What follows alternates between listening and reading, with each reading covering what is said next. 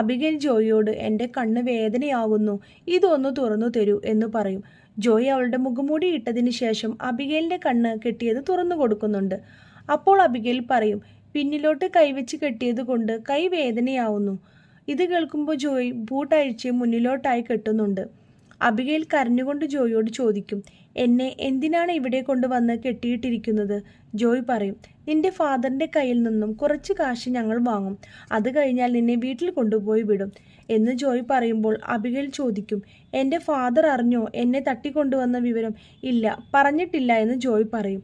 നീ ഭക്ഷണം കഴിച്ച് കിടന്നോ എന്ന് പറയുമ്പോൾ അവൾ കരയും.